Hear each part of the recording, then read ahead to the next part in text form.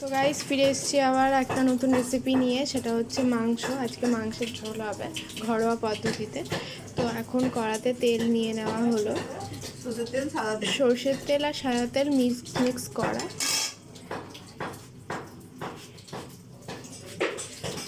তো এবার দেওয়া হবে নুন,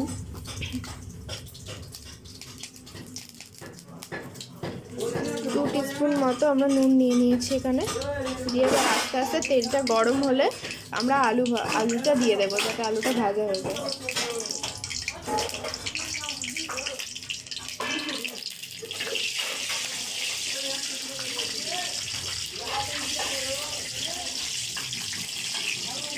এবার আস্তে আস্তে আলুগুলো দিয়ে দিচ্ছে মা।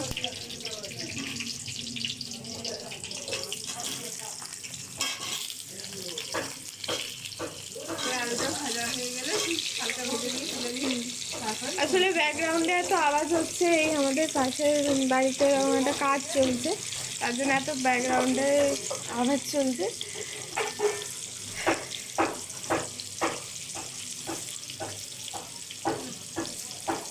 এবার আস্তে আস্তে আলুগুলো ভাজা হবে। তো হালকা আমরা হলুদ দিয়ে দিয়েছি, দিয়ে এবার হালকা এরকম লাল লাল করে ভেজে নিতে হবে আলুগুলো।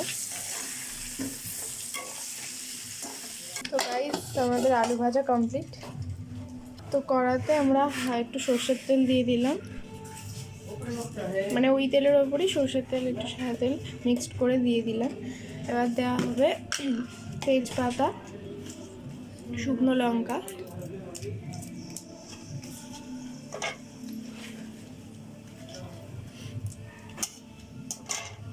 তো এরকম ঘরোয়া পদ্ধতিতে একবার এই চিকেনের রেসিপিটা তোমরা করে দেখতে পারো, খুব ভালো লাগবে। তো এটা হালকা হালকা ভাজা হবে।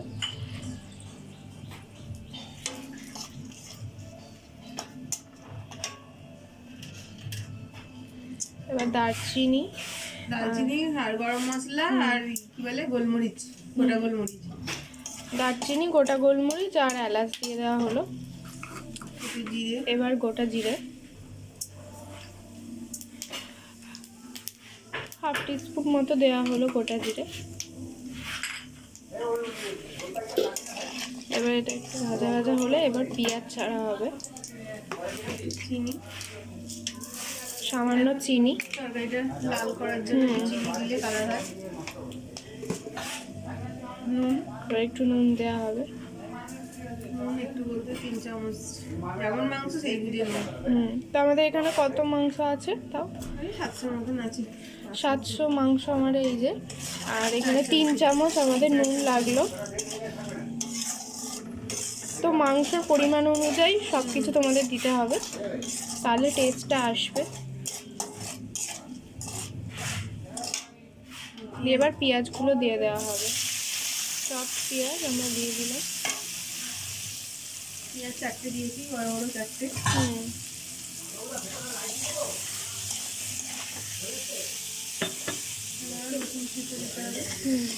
পেঁয়াজটা একটু হালকা হালকা ভাজা হবে, লাল লাল।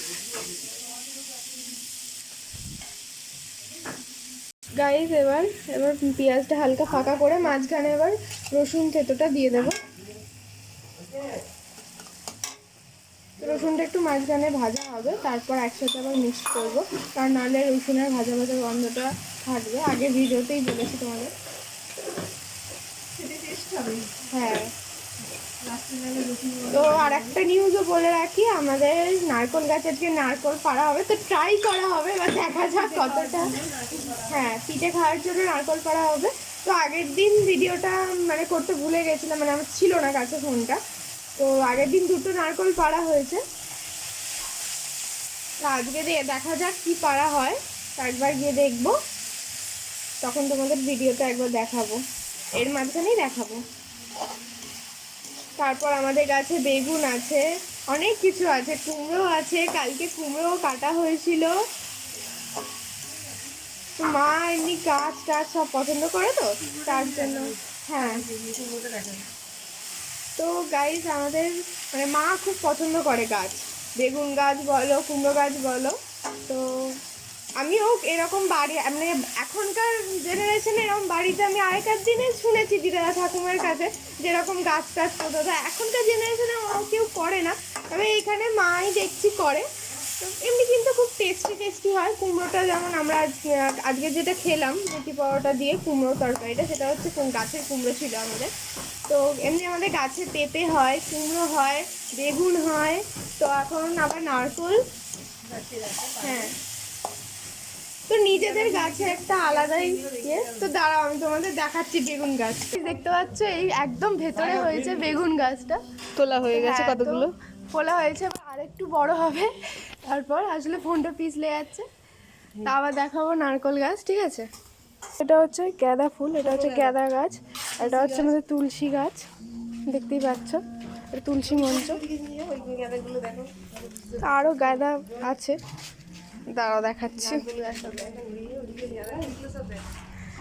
এই দেখো আমাদের সুন্দর সুন্দর গাঁদা গাছ হয়েছে, এদিকে কয়েকটা নীলকণ্ঠ ফুলও হয়েছে। তাই এটা হচ্ছে নারকল গাছ, এখানে দেখতে পাবে কিনা বলতে পারছি না, তবে ছাদে গেলে যখন পারবো তখন একবার দেখতে পাবে। ও এদিকে আবার নারকল পাড়া স্টার্ট হয়ে গেছে গাইস। এবার আমাদের পেঁয়াজ টিয়াজ ওগুলো ভাজা হয়ে গেছে, এবার আস্তে আস্তে মাংসগুলো দেওয়া হচ্ছে। পেঁয়াজটা লাল করে ভেজে নিতে হবে এরকম। পেঁয়াজ যেরকম পেঁয়াজ রসুন ভালো করে লাল করে ভেজে নিতে হবে, দিয়ে এবার আমরা দিয়ে দেবো হচ্ছে মাংস। তো এবার মাংসটা ভালো করে নাড়াচাড়া করতে হবে, একটু ভাজা ভাজা হবে, চিরা কাঁচা লঙ্কা দেওয়া হবে, দিয়ে এবার টমেটো,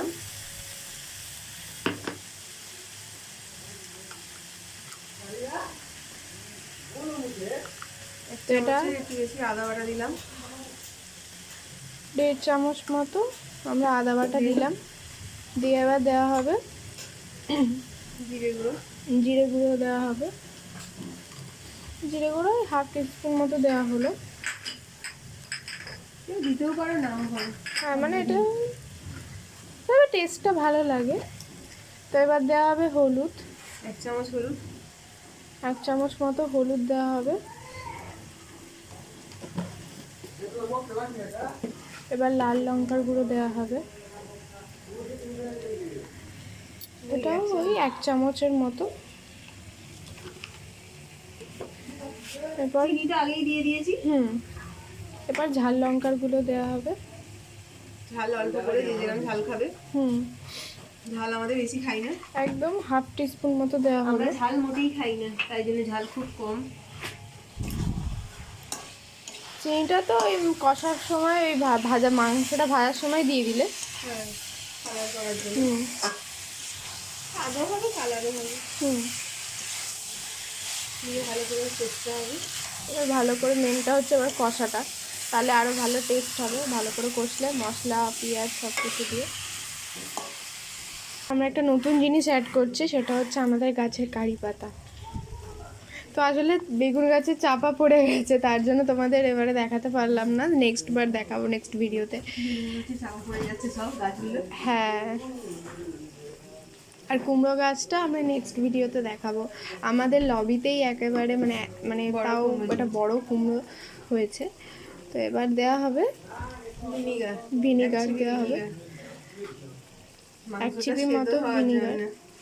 মাংসটা সেদ্ধ হওয়ার জন্য দিচ্ছি। তার মানে ভিনিগারটা মাংসটা যাতে সেদ্ধ হয়ে যায় তাই জন্যই দেয়, তাই তো? এটা কোনো টেস্ট করার জন্য না, এটা মাংসটা তাড়াতাড়ি যাতে সেদ্ধ হয়ে যায়। মুরগি মাংসটা একটু চিপড়ে থাকে তো, তাই জন্য। আতর জল, এটা হচ্ছে আতর জল। এসব তোমরা দিতেও পারো, নাও পারো, টেস্ট করার জন্য দেওয়া খালি।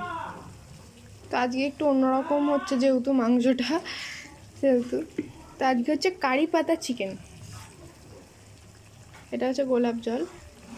2 চিপি করে সব। তো দিলে খুব সুন্দর একটা টেস্ট হবে।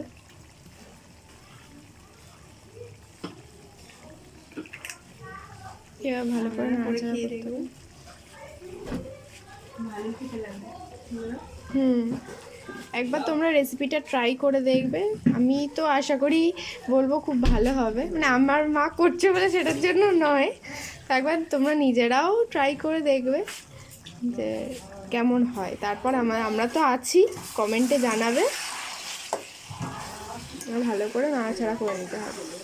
মাংসটা আবার সেদ্ধ হবে, তার জন্য চাপা দিয়ে দেওয়া হলো। ভাত আমাদের হয়ে গেছে। তো ওদিকে আমার ভাতও কমপ্লিট। ভাতও খাওয়া হবে। আজকে এটা ছাদে ফিস্ট মতো হবে।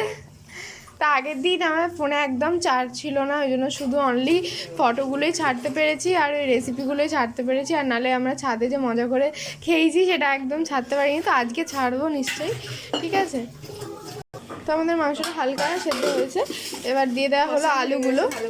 ভালো করে মাংসটা কষে নেওয়ার পর এরকম আলুটা দিতে হবে। তো এবার আলুটা দিয়ে ভালো করে নাড়াচাড়া করতে হবে। আর বেশিক্ষণ টাইম নেই, হয়ে এসছে। এবার জল দিয়ে চাপা দিয়ে দেবো। তো এবার জল দিয়ে চাপা দিয়ে দেবো, যাতে আলু মাংসটা আরও ভালোভাবে একটু সেদ্ধ হয়ে যায়। আলু মাংস সেদ্ধ হয়ে গেছে।